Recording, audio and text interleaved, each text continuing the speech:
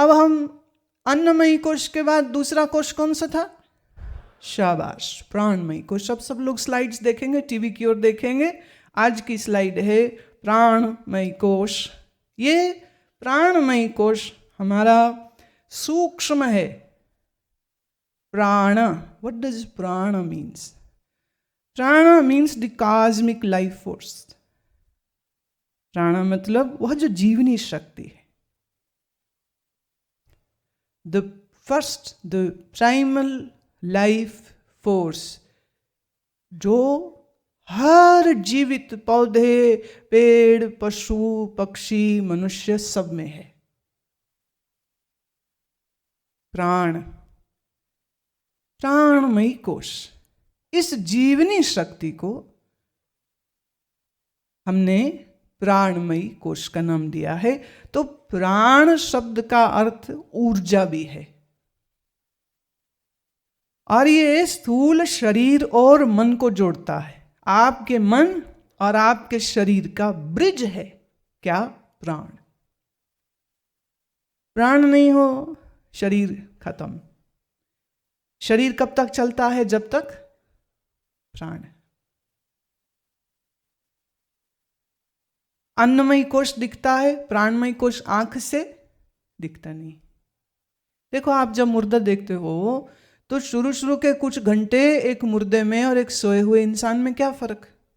कुछ भी नहीं, एक से ही लगते हैं। लेकिन एक के अंदर जीवन है और एक के अंदर जीवनी शक्ति नहीं है। श्वास जीवन नहीं दे रहे। देखिए, कल तक मैंने कहा श्वास जीवन, आज हम इसको थोड़ा और गहरे और लेके चल रहे हैं ना। अगर सिर्फ श्वास ही जीवन हो तो आखिरी सांसें जिसकी चल रही हूँ उसको ऑक्सीजन सिलेंडर लगा दो, उसको वेंटिलेटर लगा दो, कितने टाइम चलेगा? एक टाइम आ जाता है, वो कहते जी अब तो वेंटिलेटर कुछ कर ही नहीं सकता है, तो वेंटिलेटर ऑफ कर दो। प्राण शक्ति है तो श्वास है। जो प्राण शक्ति नहीं तो श्वास भी नहीं चलता। तो श्वास जीवन नहीं है। क्या है जीवन? प्राण। अब इस प्राण के 5 प्रकार हैं। आप स्क्रीन देखिए। प्राण पहला, अपान दूसरा, समान तीसरा, उदान चौथा, व्यान पांचवा। These are the 5 subtypes of prana. These are 5 subtypes of prana. These 5 subtypes are running this अन्नमयी कोश। प्राण शक्ति आपके शरीर का सारा सिस्टम इन्हीं 5 प्राणों से चल रहा है। हम कहीं कहीं प्र, what does the word pra means? Different. आना, movement. pra means भिन्न भिन्न प्रकार। आना मतलब movement. pra means inward. pra means coming in. pra means different. आना मतलब मूवमेंट। तो प्राण की 5 प्रकार की मूवमेंट, क्रियाएं आपके शरीर में होती। इतनी बात समझ लगी? एक बात दोबारा से पढ़ लीजिए सब नाम, ताकि आपके चित्त में चले जाए। प्राण, अपान, समान, उदान और व्यान, ये 5 है जी। अब नेक्स्ट स्लाइड में चलते हैं। इस प्राण वायु का क्षेत्र क्या है? Where does it stays and which function it will do? It stays in मस्तिष्क, ब्रेन। इसका कार्य क्षेत्र, what is its area of functioning? From the brain to the throat and also it involves your lungs. Lungs don't move on their own, so there is a muscle called diaphragm which moves the muscles, जिसकी activity से lungs फैल पाते हैं। इसलिए पेट का अर्थ पूरा पेट नहीं लीजिएगा, वो डायफ्राम मसल तक है। इसका प्रवाह कैसे होता है? इसका प्रवाह भीतर की तरफ होता है। It's coming in area is brain. The working area is divided from the throat, your lungs, your trachea, your brain, all involved in this. इसका काम क्या है? शरीर द्वारा पदार्थों को ग्रहण करना। पहला, जब आप कुछ खाते हैं, ये जब आप अंदर निगलते हैं ना, ये निगलना प्राण की वजह से हो रहा है। आपने देखा कभी जिसके श्वास निकल रहे हों, बिल्कुल आखिरी आखिरी है, उसको आप गंगा जल पिलाओ वो भी नहीं पी पाता, बह जाता। उसे तुलसी खिलाओ तो वो भी बाहर ही आ जाएगी, क्योंकि अंदर ले जाने की जो टेक्निक है वो टेक्निक तभी तक काम करेगी जब तक शरीर में एक्टिव प्राण होंगे। अगर वो नहीं है तो आप कुछ सुनाओ, सुनेगा नहीं, गंगा जल डालो। इसलिए हम हर साल यहाँ शिविर कर लेते हैं ताकि जिंदे जिंदे तुम गंगा जल आपे पी लो, आपे आपे नहा लो, अपनी श्राद्ध क्रिया भी एक दिन यहीं कर लेना। बाद का पता कोई नहीं है, आजकल कोई नहीं करता है, टाइम नहीं किसी के पास, शमशान से ही ऑफिस को निकल जाते हैं। Why waste time? Time is money, money is everything, and we are going to live all the times eternally, so why compromise on the business? प्राणा, अब ये श्वास को अंदर ले जाने का काम प्राण करता है। What takes the breath in? That is the Shakti of prana. Now, संवेदनाओं और मानसिक अनुभवों को भी आप प्राण की वजह से ही करते हो। संवेदना मतलब ये जितने, देखिए, all your major 4 sense organs are in this part. Eyes are here, ears are here, smell power is here through the nose, taste power to taste is here on the tongue. So your 4 sense organs are here. So all perceptions are happening because of prana. If there is no prana, there is no perception. हमारी 4 प्रमुख इंद्रियां यहाँ हैं और इनकी functioning हमारे प्राण की वजह से होती है। अभी सभी शारीरिक क्रियाओं को निर्देशित भी यही करता है। क्यों? सीट है ना ये, the brain is the master computer of your body. How many hormones, how many times you will blink, how many times you will breathe, it is all decided in the brain. And who is working to manage the brain? That is prana. अब अगर आपका प्राण ठीक से न चलता हो तो आपके नाड़ी संस्थान में अव्यवस्था आ जाएगी, डिसबैलेंस हो जाएगा। लेट्स से कौन कौन सी बीमारियां आ सकती? बहुत सारी भाई। मस्तिष्क से जुड़ी बीमारियां, चारों ज्ञानेंद्रिय, चारों संसर्गन से जुड़ी बीमारियां, श्वसन से जुड़ी बीमारियां, ability to think, ability to perceive will all get compromised if the prana is not working properly. देखो, कईयों को हम बात समझाते उन्हें समझ ही नहीं आती। क्यों?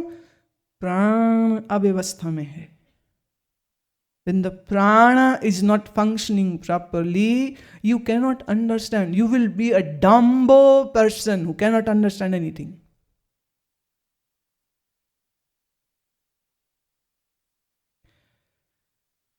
आयुर्वेद ये कहता है, आयुर्वेद का एक अपना मत है, वो ये कहता है कि जिसका प्राण अव्यवस्थित हुए ऐसे व्यक्तियों को वसा और पिपली और तुलसी का सेवन करना चाहिए। अब देखिए, हमारे हिंदुस्तान में हमारे आचार्यों ने कितना बढ़िया खेल खेला। उन्होंने कहा भगवान जी को भोग लगाना, पहले तुलसी डालो इसमें। अब हर बार तुलसी खाएगा, ठीक क्या हो जाएगा? दिमाग। तुलसी खाया करो। खाली तुलसी से दिमाग नहीं ठीक होगा प्यारे, इसके साथ और भी बहुत कुछ चाहिए। पर तुलसी जो है बहुत जबरदस्त वस्तु है, इसलिए इसको पूज्या कह के, भगवान की पत्नी कह के कई कई रूप प्रकार से कहा ताकि हर आदमी इसको अपने घर में लगाए। अगर आपका प्राण ठीक से काम न कर रहा होगा तो मनोरोग भी हो सकते हैं। मस्तिष्क है ना, ये जो आपका फ्रंटल लोब है, from here all the thinking is happening.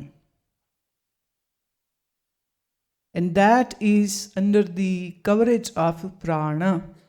So first is the प्राण वायु का पहला भाग है प्राण, दूसरा आता है अपान. अब अपान का स्थान है गुदा. In English we'll say anus. Anus is the colon. When we say guda, then actually the rectum and the colon all gets covered into it. The large intestine is the main seat of apana. इसका कार्य क्षेत्र नाभि से नीचे. तो जितने आपके अंग नाभि के नीचे हैं उनका कंट्रोल सारे का सारा अपान में होता है. अब आपके एक्सक्रीटरी ऑर्गन्स की फंक्शनिंग, इंटेस्टाइन्स का पेरिस्टालसिस मूवमेंट, यूट्रस महिलाओं की यहीं है, पुरुषों का जननेंद्रिय यहीं पर है, यूरिनरी ब्लैडर यहीं पर है. अगर अपान वायु बिगड़ेगा तो मतलब ये सब क्षेत्रों को वो प्रभावित कर देगा. अपान वायु की मूवमेंट कैसी है? आउटवर्ड, डाउन एंड आउटवर्ड, नीचे और बाहर की तरफ. आपका जो मल निष्कासित होता है अपान वायु की वजह से, मूत्र अपान वायु की वजह से. और स्त्री जब बच्चे को जन्म देती है तो उसमें भी अपान वायु काम कर रही होती. That propels the fetus to come out. That propels, pushes the baby to come out.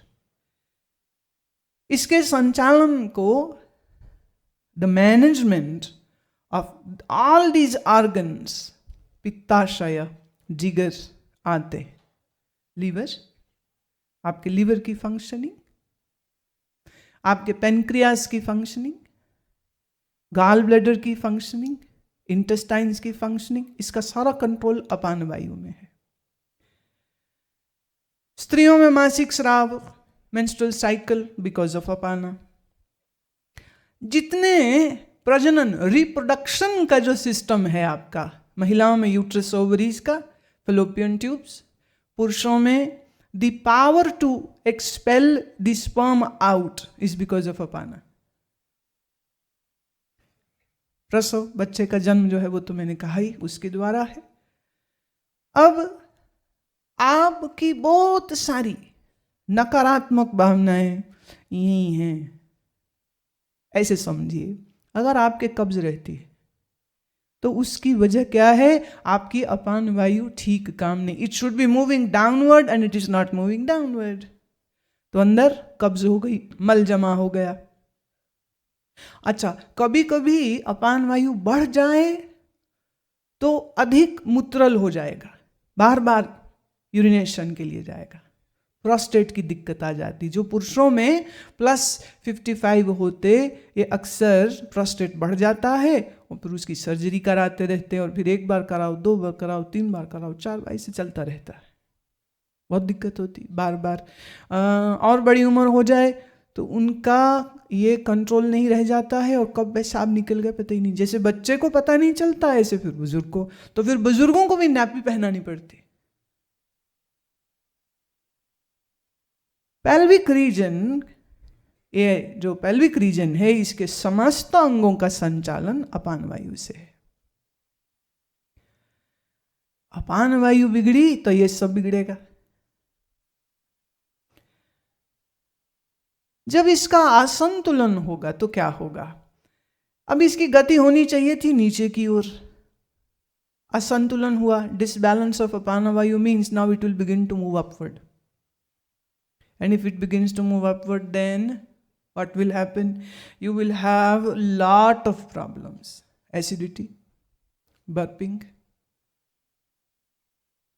जो बड़े बड़े डकार बस है ना, दुनिया डरी जाती कई दफे.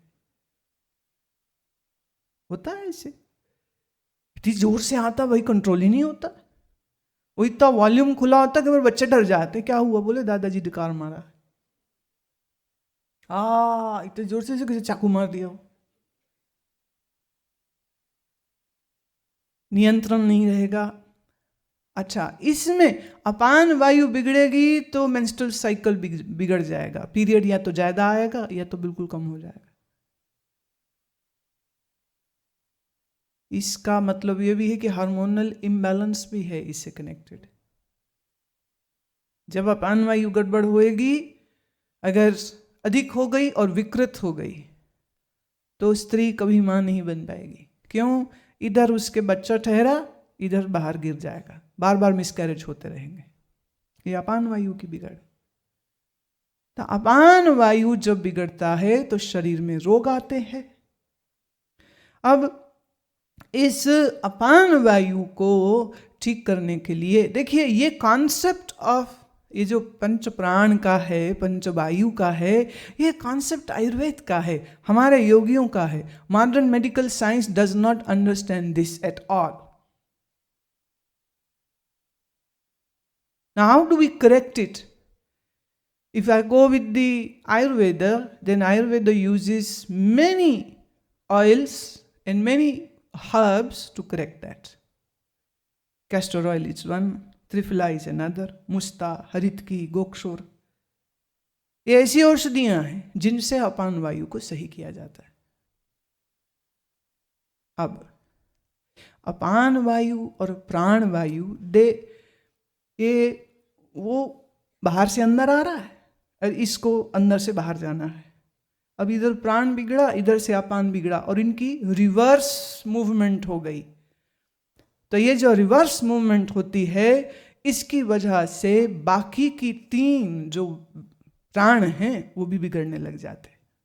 इसलिए अपान को सही रखना और प्राण को सही रखना बहुत आवश्यक है। प्रश्न उठता है कैसे? अब देखिए, अच्छा वैद्य ना हो जो नाड़ी देख के आपको बता सके कि क्या वायु बिगड़ी है तुम्हारी, खुद को तो पता चलता नहीं है।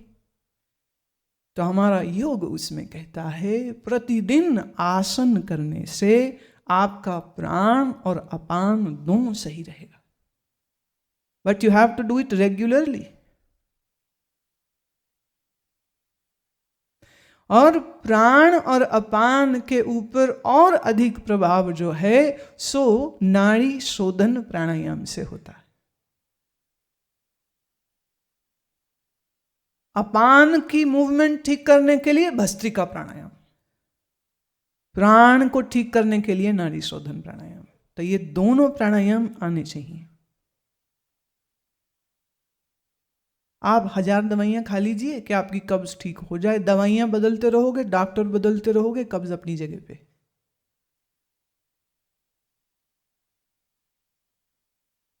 कुछ आपके लाइफस्टाइल का भी दोष है, खान पान का भी दोष है, और आसन न करना और प्राणायाम न करना ये तो बहुत बड़ा कारण है ही। देखिए, आसन प्राणायाम ये आपका चॉइस नहीं है कि आप बनाओ या ना बनाओ, इट इज ए कंपल्शन। जीना है स्वस्थ, you have to do this. रोगी शरीर से तो साधना होएगी नहीं। और खाली तुम कहो हम तो वेदांत सुनते हैं, हम ऐसा क्यों करें? मत करो। वेदांत जाना है खोपड़ी में। ये खोपड़ी जिस प्राण से चलनी है, जिस दिन ये प्राण अव्यवस्थित हो गया, मस्तिष्क ठीक से नहीं चलेगा, सुना सुनाया वेदांत सारा भूल जाएगा। क्या करोगे फिर? और याद रहे, वेदांत का अधिकारी कौन है? इस विषय में सब ग्रंथ और शास्त्रों का एक ही मत है कि वेदांत को, ब्रह्म ज्ञान को वह सुन सकता है, वही एलिजिबल है जिसका शरीर निरोगी होवे, मन शांत होवे और अत्यंत प्राणवान व्यक्ति होना चाहिए। This is the criteria. This is the condition which is laid, and that condition has to be fulfilled. Next चलते हैं समान वायु. अगली स्लाइड देखिए. समान वायु, इसका स्थान है नाभि. कार्य क्षेत्र है मध्य का स्थान. प्राण और अपान के बीच का ये काम, ये जो बीच का क्षेत्र है समान का है, और इसकी ये परिधि से मध्य की ओर, from the periphery to the center, its movement is from the periphery. See, prana was outward to in, apana was down and out, and saman is from the periphery to the center. ये जो आपका नाभि है ना, this umbilicus cord, this is very important. Centre of your whole body, नाभि, ये क्षेत्र है समान का। अब ये क्या करता है? अब देखिए, नाम है समान। क्यों समान? ये प्राण और अपान दोनों का बैलेंस बना के रखता है। और खाए हुए भोजन का पोषक तत्व लेकर उसको शरीर में पहुंचाने का काम इसका। All the nutrients which you will eat through the food will be assimilated by the samana. If your samana vayu is not correct, then you may eat the best of food and yet you are unhealthy and sick. आपका खाना कोई गरीबों का खाना थोड़ी है।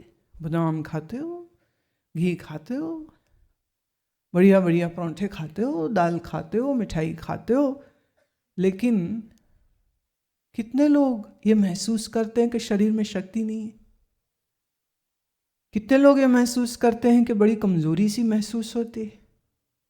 कितने लोग थकान जल्दी महसूस करते हैं? कितने लोगों की टांगें ही दुखती रहती है? कारण, जो भोजन आप खा रहे हैं उसके पोषक तत्व आपके शरीर को पहुंचा ही नहीं रहे हैं। इधर मुंह से खा रहे हैं और गुदा से सब बाहर निकल रहा है, असिमिलेशन नहीं हो रहा है। Now, when the samana vayu will get disrupted, what will happen? Distension of stomach. पेट फूला रहेगा। इतना भी खा लिया, पेट फूला। और आमा जमा होती रहेगी। आमा माने टॉक्सिन्स। टॉक्सिन्स जमा होंगे। अपचन, digestion, indigestion will be there. Mala abarodh, meaning constipation will be there.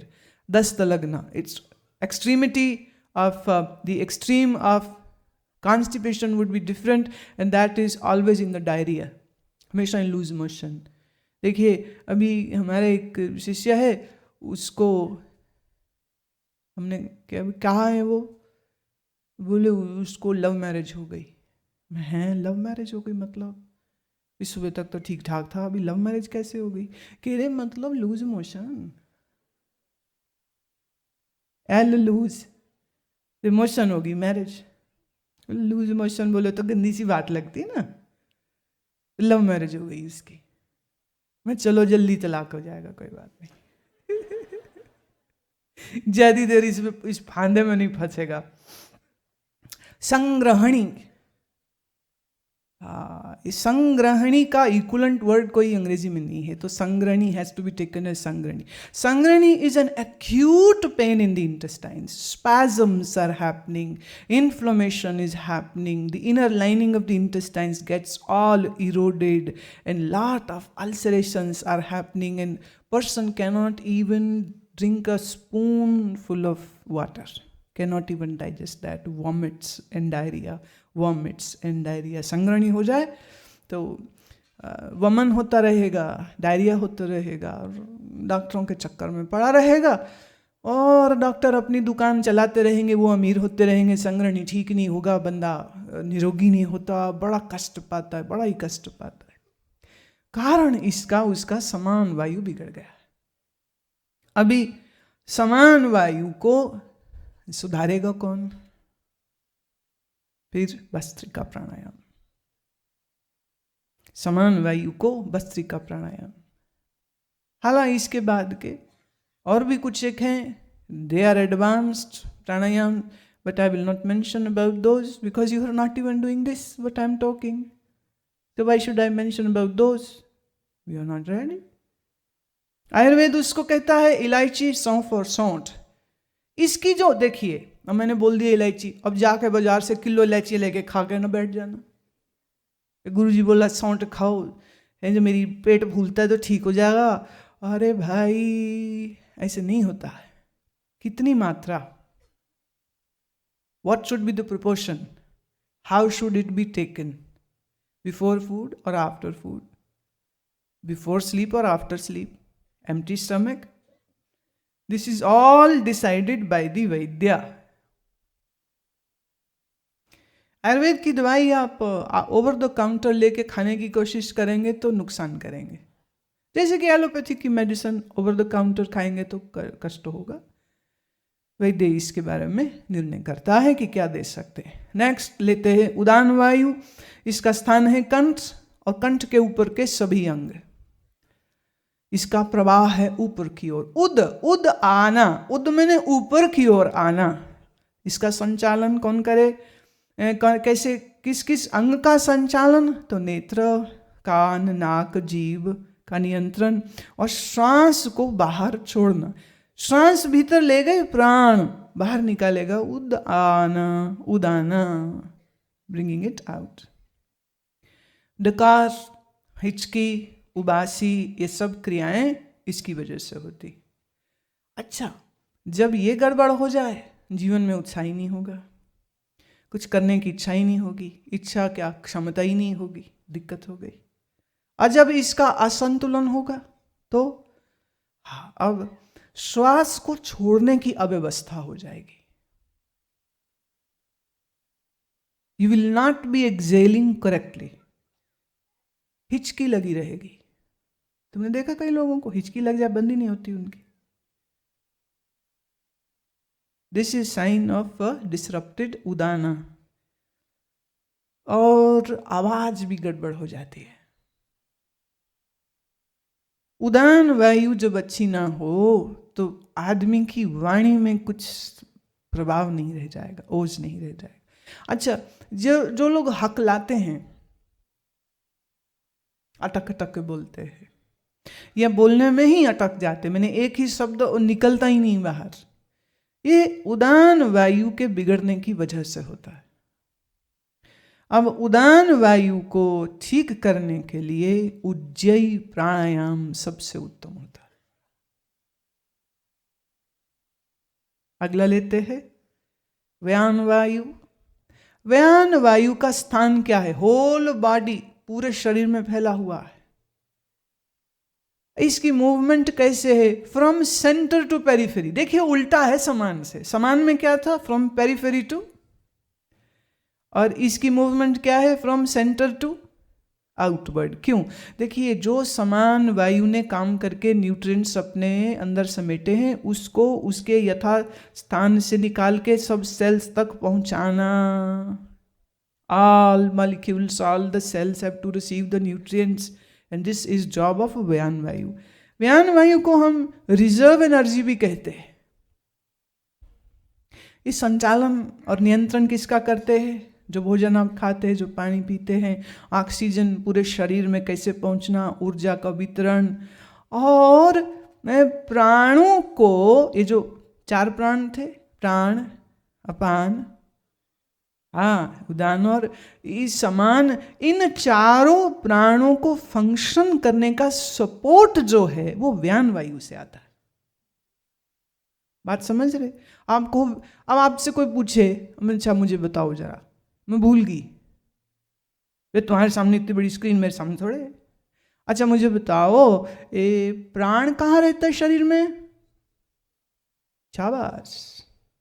अपान कहाँ रहता? अब गुदा को मत छू लेना। यू कैन, अच्छा बोलो भाई,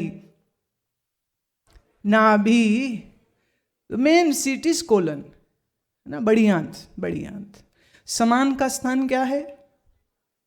समान का स्थान क्या है? इन बिटवीन प्राण एंड, उदान का मुख्य स्थान क्या है?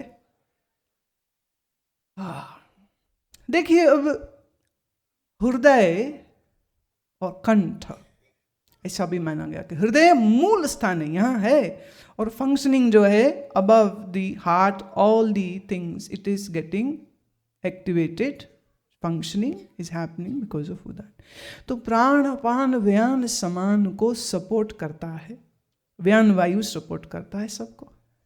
प्राण को श्वास लेने के लिए, अपान को शरीर से मल को निष्कासित करने के लिए, समान को पौष्टिक तत्वों को अंदर असिमिलेट करने के लिए, उदान को श्वास बाहर फेंकने के लिए, बोलने के लिए, सब परसेप्शंस के लिए।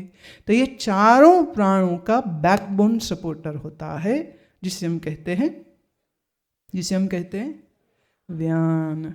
अब जब व्यान वायु में गड़बड़ हो जाए तो रक्त संचार के रोग आ जाएंगे, मीनिंग हाइपोटेंशन और हाइपरटेंशन।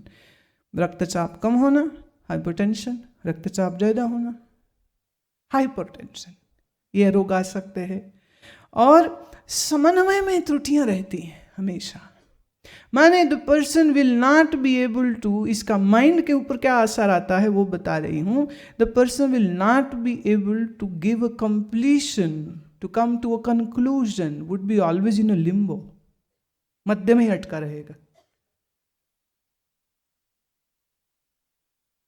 देखिए ये जो विषय है थोड़ा कॉम्प्लेक्स है, लेकिन ये आवश्यक है समझने के लिए। क्यों? ये प्राण अपान व्यान उदान समान वायु किसका हिस्सा है? हमारे प्राणमयी कोश का। किसके? हमारे। अब देखिए, जिस चीज को तुम्हें समझने में भी इतनी मुश्किल हो रही है, वो सारा सिस्टम तुम्हारे शरीर के अंदर प्रकृति चला रही है। नहीं, कितना कॉम्प्लेक्स सिस्टम। और मैं तुम्हें ये बोलूं, ये अभी मैं मोटा मोटा बता रही हूं, I am not going in depth detail of this. समय मेरे पास सीमित है, 5 ही दिन है, 5 दिन 5 कोर्स करने हैं, इसलिए हम उतना ही ले रहे हैं, एक जितना आप समझ लें। और जिन मनुष्यों को इसके और आगे बढ़ना होगा, तो उनके लिए फिर अन्य समय में हम आश्रम में इसके साथ संबंधित जो है वो हम रखेंगे चर्चा, वो सूचित कर देंगे कि भाई इस समय पर हम प्राणों के ऊपर गहन बात करेंगे, और जिसको आना होगा वो आ जाएगा, है ना। अब इस विषय को सरलता से मेरे से अब और समझिएंगे आप। श्वास का आना, श्वास का जाना, दोनों प्राण और उदान से चल रहे हैं।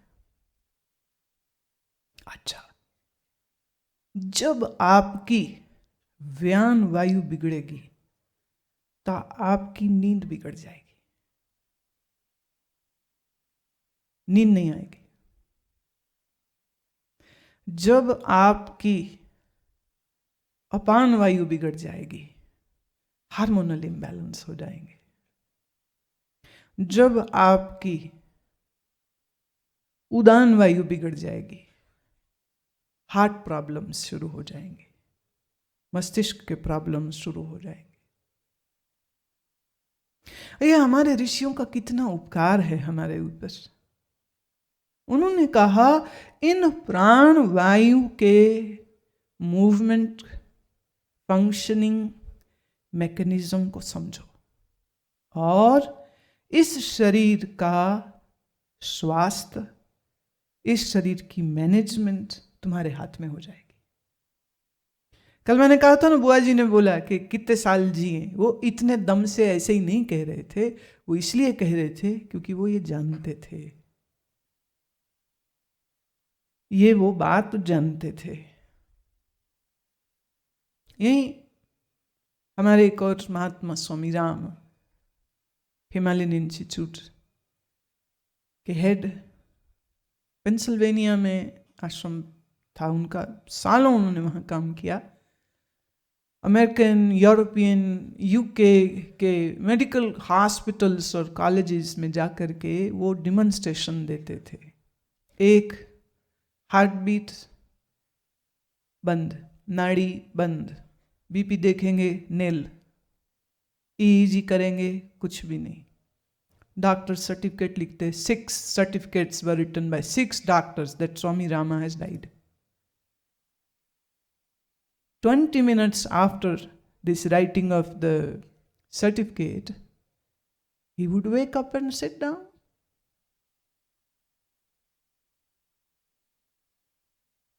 कैसे? प्राण वायु, व्यान वायु, उदान वायु की फंक्शनिंग का कंट्रोल कैसे होता है, ये उन्होंने अभ्यास से समझ लिया था। बहुत सारे चीजें जिनको आप चमत्कार समझते हैं ना, वो चमत्कार नहीं, वो उनकी प्राण शक्ति का ही कारनामा होता है। जैसे महात्मा किसी के मन की बात जान लेते, कैसे? उनके प्राण इतने ऊर्जामयी हैं, जैसे आपके कान कम फ्रीक्वेंसी के साउंड को नहीं सुन पाते। हाँ, बहुत कम फ्रीक्वेंसी का साउंड होगा तो सुनाई नहीं देगा, लेकिन चमगादड़, बैट, वो सुन सकता है। एक फ्रीक्वेंसी तक कुत्ता भी सुन लेता है। मनुष्य बहुत कम होगा, नहीं सुन पाएगा। योग के अभ्यास से वो अपनी प्राण शक्ति को इतना विकसित कर लेते हैं, उनका मस्तिष्क इतना विकसित, उनकी चेतना इतनी विकसित कि जो ब्रेन की फंक्शनिंग है वो इतने ऊंचे तल तक पहुंच जाती है, तुम्हें तुम्हारे ही मन की खबर नहीं होती कि मन क्या क्या सोच रहा है, और वह आपके मन की भी खबर रख लेते हैं। Why? Because they have so much of heightened consciousness because of their practice of pranayama. The brain works supersensory activities are possible through this brain when you have mastered your pranayama. प्राणायाम के विषय में पातंजल योग सूत्र में विभूतिपाद आता है। विभूतिपाद ये कहता है कि ये प्राणायाम करने से ये सिद्धि होती है, ये रिद्धि होती है, ये शक्ति होती है। लेट्स से जिसका उदान वायु नियंत्रित है और प्राण इवॉल्व्ड है, ऐसे व्यक्ति की वाणी में इतना जबरदस्त बल होता है कि जिसको जो कह दिया हो गया। हमारे एक अत्यंत श्रद्धामयी, पूजनीय, आदरणीय महात्मा जो अब शरीर में नहीं है, एक बार मैं बैठी हुई थी, हमारा एक शिष्य साथ में था, तो ऐसे ही बात हो रही थी कि मन ही नहीं टिकता और वैराग्य की कमी है और ये है वो है। तो वो बात करते करते एकदम से वो हमारे शिष्य को देख के बोलते, फूक मार दूंगा ना तो गंगा किनारे टिक के बैठ जाएगा, फिर हिलेगा भी नहीं कभी वहां से, फूक मार दूंगा। तो सोच के देखिए क्या क्या बात है, क्या बात है, क्या बात है। जो कह दिया तो कह दिया, हिलेगा नहीं, हिल नहीं सकता, कैसे हिल सकता है। ये सब उनकी उन्नत इवॉल्व्ड प्राण शक्ति की वजह से होता है।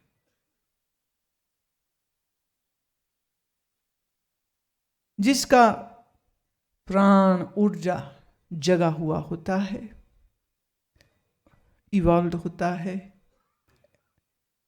वो व्यक्ति जब बोलता है तो अधिकार और अथॉरिटी उसके साथ आती है, और उसके मुख से सत्य वचन ही निकलता है, और जब सत्य वचन निकला तो उसको कोई झुठला नहीं सकता।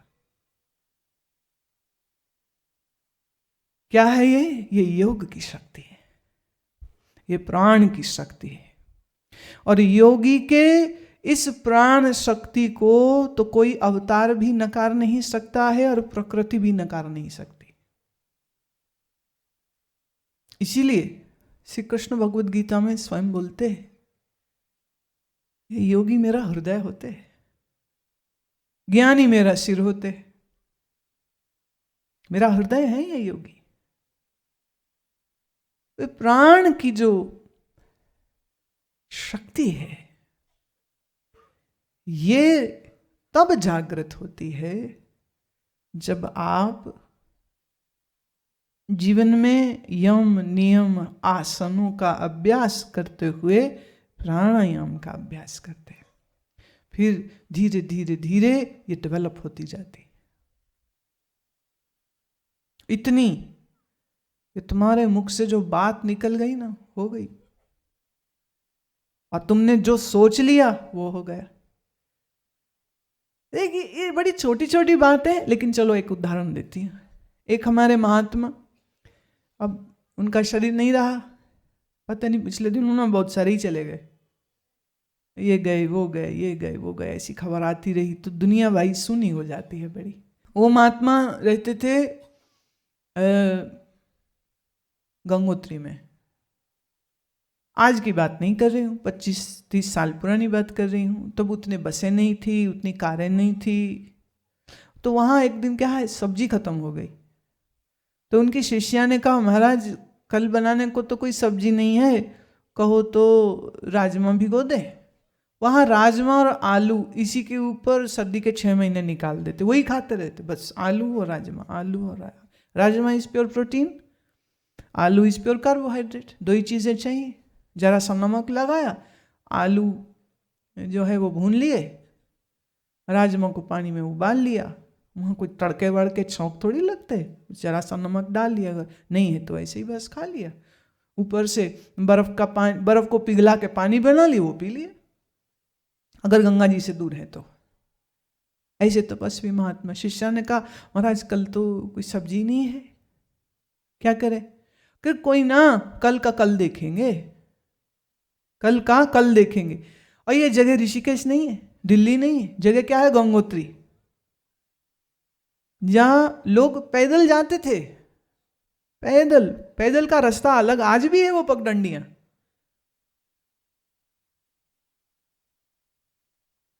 वो अपनी गुफा में गए विश्राम करने। जब गुफा से बाहर आए तो उनके कमरे के बाहर इतनी बड़ी बोरी पड़ी हुई थी, वो बोरी पूरी सब्जी से भरी हुई थी।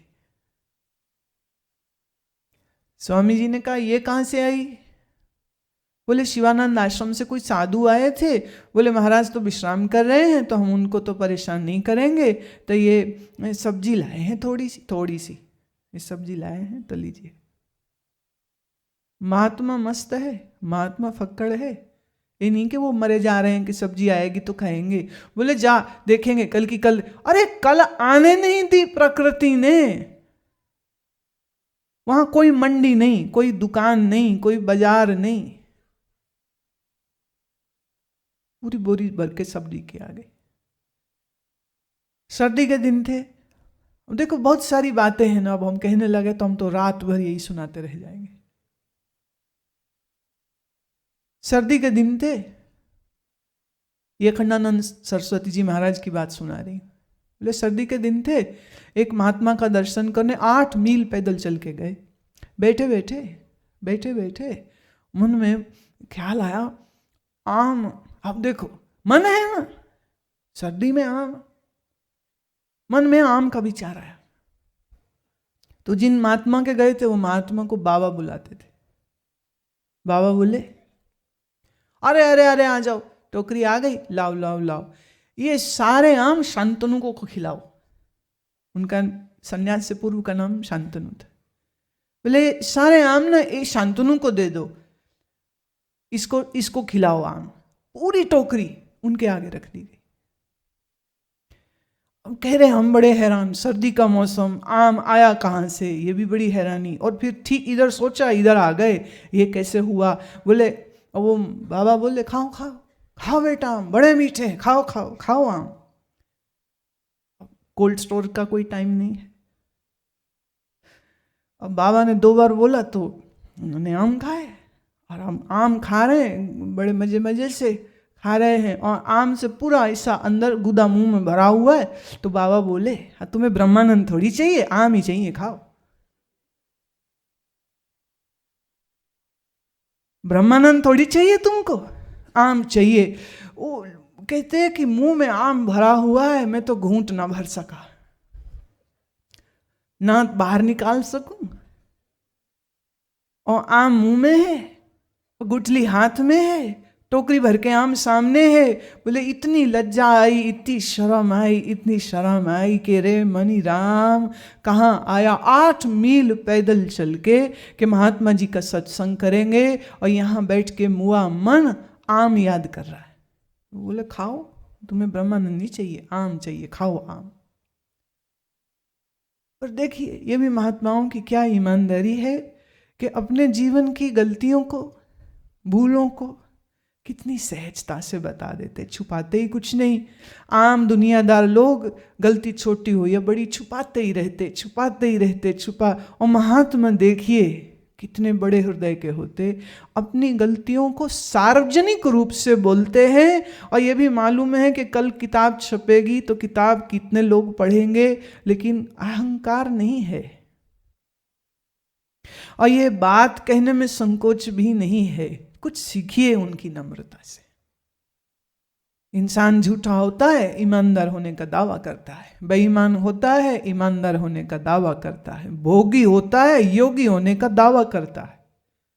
और यहाँ इतनी सी भी भूल हुई जीवन में तो वो कहते हैं क्यों? देखिए वो हम लोगों का बड़ा उपकार करते हैं, बड़ा उपकार सोचते हैं कि ये लोग अपनी गलतियों को याद करके दुखी ना हों, तो चलो हम अपनी 1000 गलतियां सुना देते हैं इनको। सुनो ये हमने ये सब कांड किए, सुनो हमने ये सब काम किए, ताकि सामने वाले जो सुनने वाले श्रोता है, शिष्य है, साधक है, उनके अंदर कम तरीका एहसास, इन्फीरियरिटी कॉम्प्लेक्स नहीं आ जाए। So they speak about the little errors and mistakes which they have done, innocently, unknowingly or knowingly. They say it openly so as they give us this hope. If I could do all that nonsense and yet have become this, what I am today, this is the same hope for you too. निराशा दूर करते हैं, आशा देते हैं हमें। इसलिए दुनिया में पैसा चला जाए परवाह नहीं, परिवार छूट जाए परवाह नहीं, सत्संग नहीं छूटना चाहिए, संत का सानिध्य नहीं छूटना चाहिए। कबीर जी तो कह रहे भले मुझे सूखी रोटी खानी मिले खा लूंगा, सत्संग नहीं छोड़ूंगा। जिसकी शरण में, जिसके चरण में आने को देवता भी तरसते हैं, ऐसे महात्मा के चरण में बैठने का अवसर मिल रहा हो तो भाई मेरे, कोई कहे ना ये बैकुंठ की सीट है फिक्स्ड तो चला जा, तो वो कहेगा मुझे बैकुंठ भी नहीं जाना, मेरा बैकुंठ तो यही है, मैं क्यों जाऊं कहीं और। इससे बड़ा कोई चीज नहीं। ये वो हीरे हैं, आहा, जिनको मिलते हैं वो माला माल होते। देखो हीरे बोले, माला माल बोले, एक पुराना भजन मुझे याद आ रहा है, सुनो उसका। सबको याद आया? जय हो। आज कितनी जय हो रही थी ना।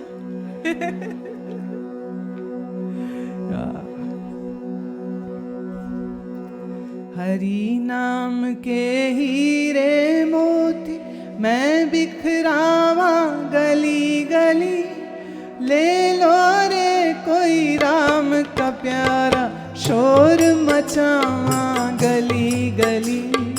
हरि नाम के हीरे मोती मैं बिखरावा गली गली, ले लो रे कोई राम का प्यारा, शोर मचावा गली गली। हरि नाम के हीरे मोती मैं बिखरावा गली गली, ले लो रे कोई राम का प्यारा, शोर मचावा गली गली।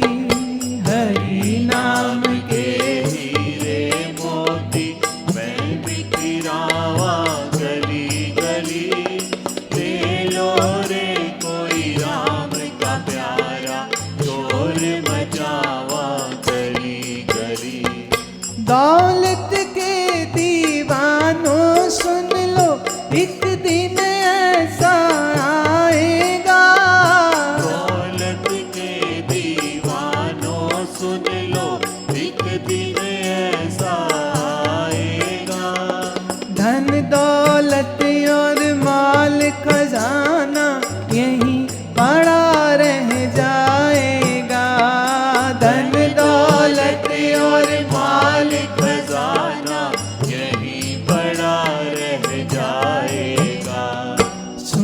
सुंदर काया माटी होगी,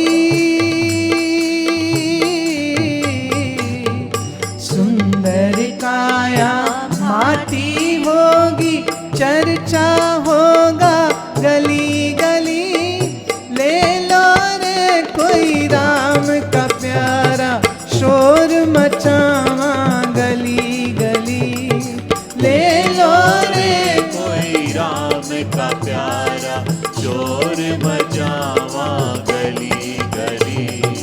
हरि नाम के हीरे मोती मैं बिखरावा गली गली, ले लो रे कोई राम का प्यारा, शोर मचावा गली गली। हरि नाम के हीरे मोती मैं बिखरावा गली गली, ले लो रे कोई राम का प्यारा, शोर मचावा गली गली।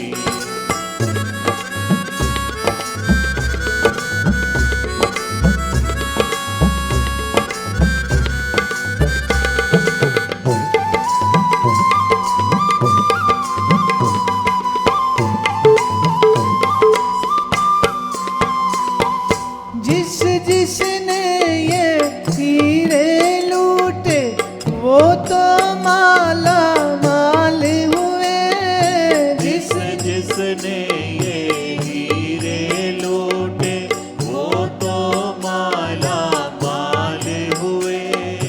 दुनिया के जो बने पुजारी आखिर वो कंगाल हुए, दुनिया के जो बने पुजारी आखिर वो कंगाल हुए।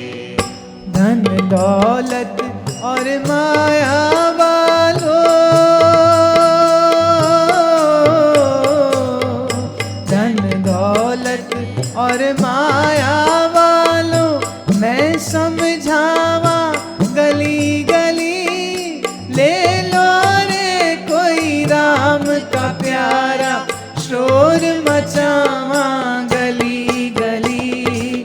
हरि नाम के हीरे मोती मैं बिखरावा गली गली, ले लो रे कोई राम का प्यारा, शोर मचावा गली गली, ले लो रे कोई राम का प्यारा, शोर मचावा गली गली, ले लो रे कोई राम का प्यारा, शोर मचावा गली गली। हरि नाम के हीरे मोती मैं बिखरावा गली गली, ले लो रे कोई राम का प्यारा, शोर मचावा गली गली, ले लो रे कोई राम का प्यारा, शोर मचावा गली गली, ले लो रे कोई राम का प्यारा, शोर मचावा गली गली।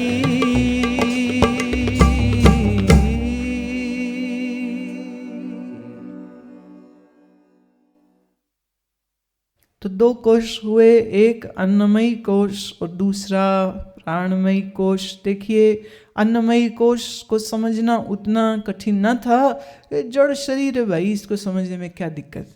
अब आई बात प्राणमयी कोश। अब इसमें इतनी एक्टिविटीज हो रही है, इतने काम हो रहे हैं। प्राणमयी कोश, मृत्यु होने पर क्या होता है, आगे इनके फर्दर सब टाइप्स जो होते हैं उसमें एक होता है धनंजय प्राण। ये सब प्राणों को जब शरीर से निकालने का काम है ना, वो धनंजय करते हैं।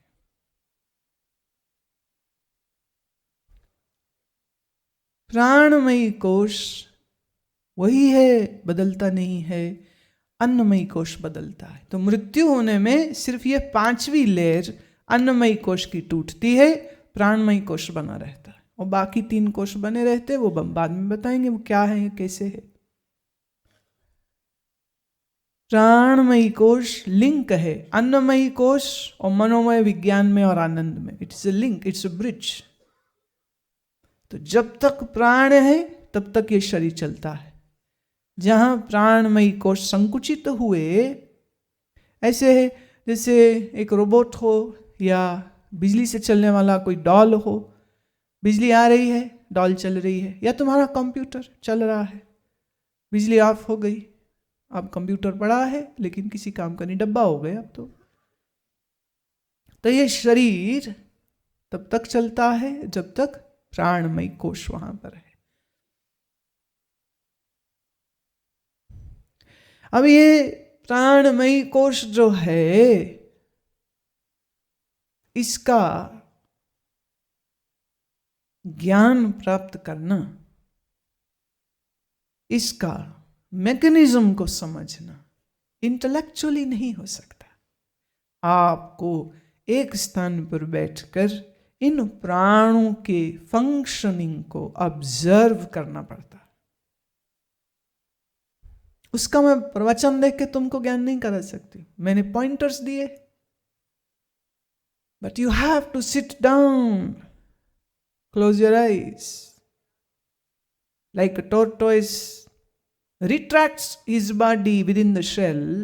Similarly, your senses have to be retracted and brought inward, and then you work on the observing of your prana movement.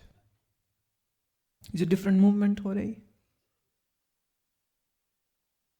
इसके लिए सिर्फ अभ्यास और अभ्यास और अभ्यास, अभ्यास के अलावा इसका और कोई तरीका नहीं है।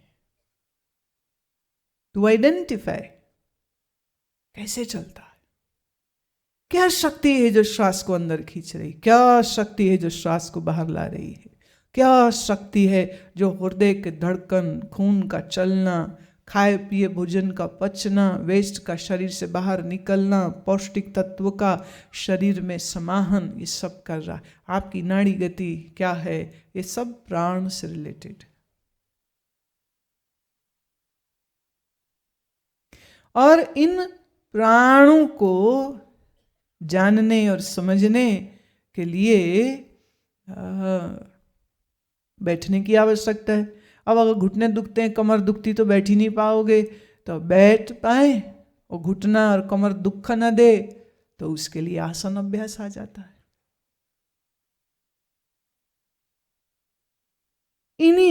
इन्हीं प्राणों को समझने के लिए संपूर्ण योग है। योग वशिष्ठ में वशिष्ठ जी कहते हैं, हे राम, आत्मज्ञान का जो इच्छुक होवे वह योग अभ्यास और ज्ञान दोनों को प्राप्त करे। योग अभ्यास और ज्ञान के इन 2 पंखों को लगाकर तुम ब्रह्मानुभूति तक पहुंच जाओगे। एक पर से पक्षी उड़ ही नहीं सकता। तो योग का अभ्यास और ब्रह्म ज्ञान दोनों चाहिए, दोनों चाहिए। इसलिए अभ्यासी बनो नियमितता से, in a great discipline. You have to follow this practice.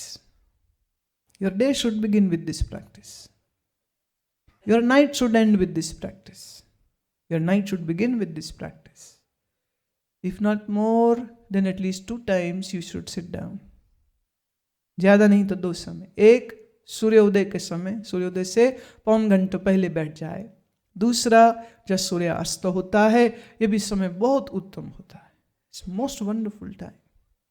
Nature is changing, and so is the change happening within your body and mind, and that is the appropriate time to sit down. काम काज सब important है, लेकिन अपने लिए 20 minute निकालो, ज्यादा नहीं, 20 minute सही, बैठ जाइए, सुबह में बैठ जाइए, आधे घंटे का आसन कर लो, 20 मिनट से आधे घंटे अभ्यास प्राणायाम कर रहे। प्राणायाम सिद्ध करते करते करते प्यारे तेरा मन सिद्ध हो जाएगा। हम श्वासों को सिद्ध नहीं कर रहे हैं, श्वासों के जरिए मन को पकड़ रहे होते हैं।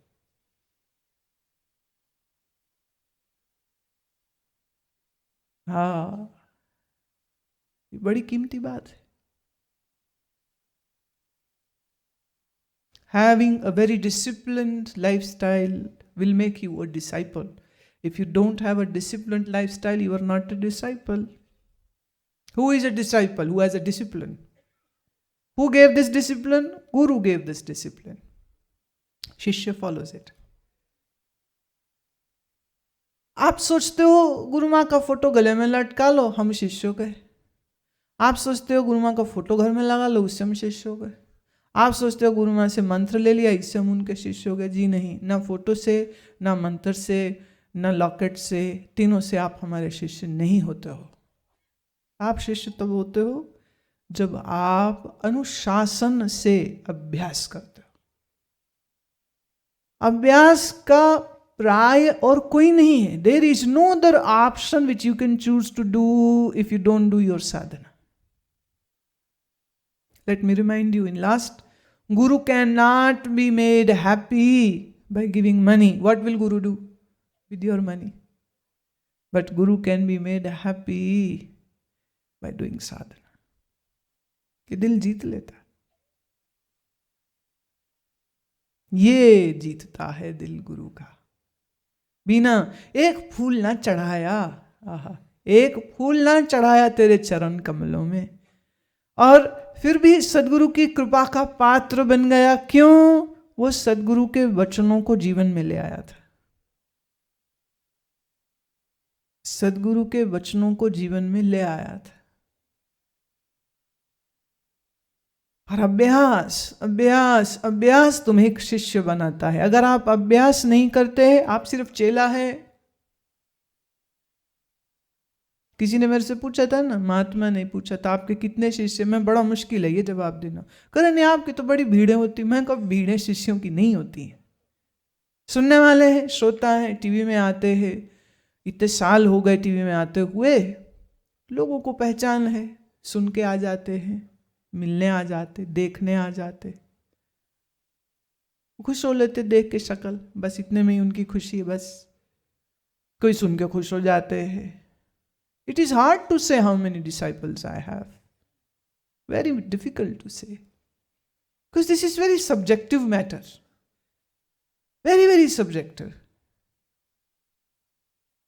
अब आप देखिए ना, धोखा देने को तो कुछ भी कर लो, लेकिन सच्चाई, वो सच्चाई ऐसी खुशबू है जिसको छुपाया नहीं जा सकता है। इतना कि गुरु और शिष्य के हृदय जुड़ जाते हैं। शायर कहता है, कौन कहता है हम तुम में जुदाई होगी? कौन कौन कौन कहता है हम तुम में जुदाई होगी? ये अफवाह किसी दुश्मन ने उड़ाई होगी। कौन कहता है कि गुरु से कोई अलगाव हो सकता है? जो शिष्य का मन साधना में जुड़ जाता है, साधना के बहाने बहाने वो गुरु के साथ जुड़ जाता है। करता वो साधना है, हा? लेकिन जुड़ता वो गुरु से। बड़ी अजब बात है भाई। कुछ यूं जुड़ गए हैं हम अपने साहिब से, कुछ यूं जुड़ गए हैं हम अपने साहिब से, दिल यहां धड़का, शोर वहां हो जाता है। दिल यहां धड़का और शोर वहां हो जाता है। ये है शक्ति साधना की, ये है शक्ति साधना की। ये जो साधना है ना, ये इतनी जोर से गुरु और शिष्य को जोड़ देते हैं कि एक समय ये आ जाता है, देखता हूं अपना मुखड़ा और तू दिखता है। देखता हूं अपना मुखड़ा और तू दिखता है। सोचता हूं तुझको और रब दिखता है। सोचता हूं तुझको और रब दिखता है। और देख देख, तू भी जरा चांद की तरफ देख, देख देख, तू भी जरा चांद की तरफ देख, कि वहीं जाके नैना लड़ जाएंगे, कि वहीं जाके ये नजरें लड़ जाएंगी। देख देख, तू भी चांद की तरफ देख। और दूसरा कहता है, हम क्यों देखे चांद को आसमान पे, हम क्यों देखे चांद को आसमान पर, कि हमारा चांद तो खुद जमीन पे उतर आया है। क्या बात है ना, ये साधना का है, ये शिष्यत्व और गुरु तत्व के मिलाप की बात है। दूरी नहीं होती। जो साधना करता है ना, वो साधना करते करते करते करते गुरु रूप हो जाता है। और फिर गुरु बाहर और दूसरा कहाँ रह जाता है, गुरु फिर आप ही आप हो जाता है। और जब आप हो गया तो अब न दूरी है, अब न देरी है, फिर तो बात ही खत्म हो गई। ये कब होता है, जब आप साधना करते हैं। अगर आप साधना नहीं करते हैं तो गुरु कहीं और तुम कहीं और, तुम फंसे रहते हो मोह ममता के जाल में, और गुरु तो अपनी मस्ती में जी के एक दिन शरीर छोड़ जाएगा। फिर कहते रहना कहानी, हमारे गुरु ऐसे होते थे, हमारे गुरु वैसे होते थे। प्रश्न ये उठता है, गुरु को मिलके तुम कैसे बने? लोग देखते हैं मेरी सूरत और पूछते हैं मुझे,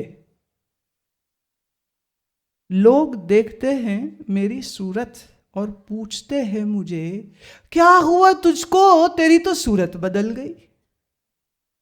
क्या हुआ तुझको, तेरी तो सूरत बदल गई।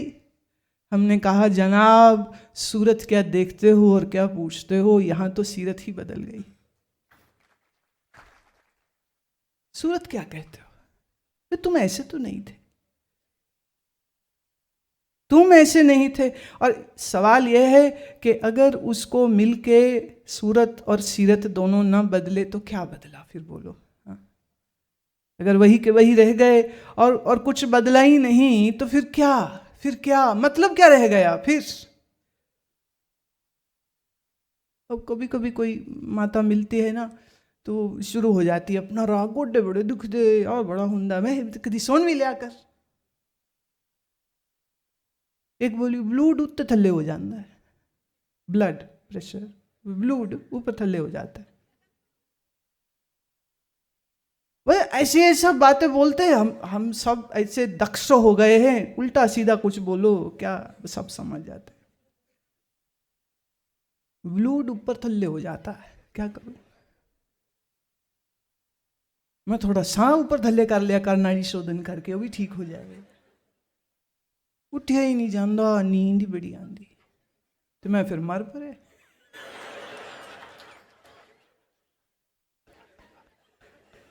क्या बोलूं और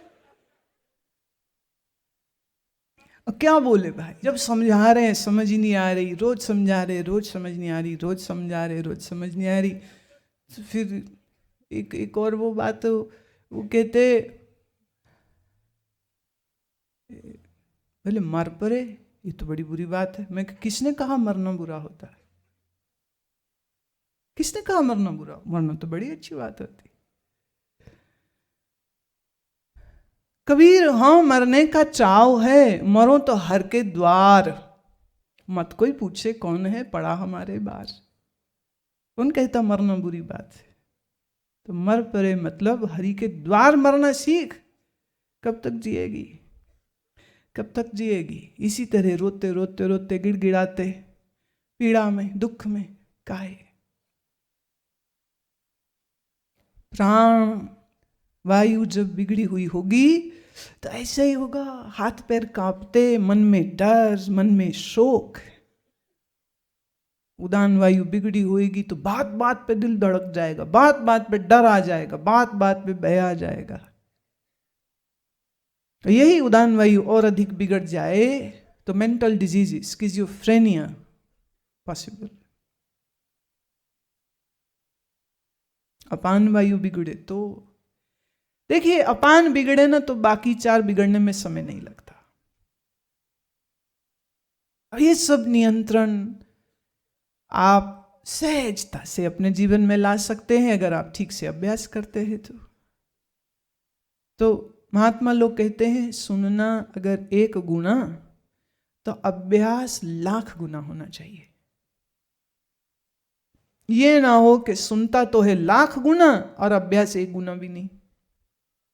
गुना माने percentage. If you listen 1%, then your abhyasa, spiritual practice, should be 1,000 times more.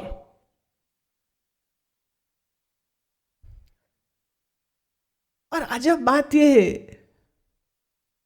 आनंद प्राप्त करोगे तुम जब साधना करोगे, मन टिकेगा तुम्हारा जब साधना करोगे, शरीर स्वस्थ होगा तुम्हारा जब साधना करोगे, ईश्वरीयता का अनुभव करोगे तुम जब साधना करोगे, और गुरु प्रसन्न हो जाएंगे तुम पर जब साधना करोगे। तो गुरु को अगर देखो अगर तो मोहब्बत सच से है ना, अगर तो सच से मोहब्बत, जुबानी जमा खर्च नहीं, अगर सच से मोहब्बत है तो इस बात को गांठ बांध लीजिएगा, गंगा का किनारा है, स्थान ऋषिकेश है, इन दिनों को सार्थक कर लीजिए। ऑब्जर्व साइलेंस, मौन रहिए। गंगा तट पर बैठे तो वहाँ, और यहाँ बैठे तो यहाँ, प्राणायाम का अभ्यास करें। आँख बंद करके बैठे, आँख बंद करके सो ना जाएं, इसके लिए रीढ़ की हड्डी सीधी रखें, जागरूक रखें अपने आप को, क्या चल रहा है भीतर उसको जाने, उसको समझे। Use this time properly, nicely, efficiently and consistently। ये नहीं कि यहाँ किया और फिर वापस जाके सब भूल भाल जाए। कितने लोग वो बोलते हैं, बोले जब यहाँ आते हैं या जब आपके साथ कहीं सत्संग में जाते हैं, बोले ब्लड प्रेशर भी नॉर्मल रहता है, नींद भी अच्छी आती है, भूख भी ठीक लगती है। तो मैं फिर मेरे घर का ही जाता है बीमार होने को। अगर हमारे संग साथ में सब ठीक रहता है तो जिंदगी बड़ी प्यारी और कीमती है, जिंदगी सुरक्षित रख, यही रह ले, क्या दिक्कत है। पर ममता मारती है, कभी लालच मारता है, बस ऐसे घोड़े दौड़ाता है ना ये मन, जो छोड़ना था वो पकड़ लेता है, जो पकड़ना है वो छोड़ देता है। इसी के साथ वाणी को विश्राम, शेष चर्चा कल को होगी। ओम।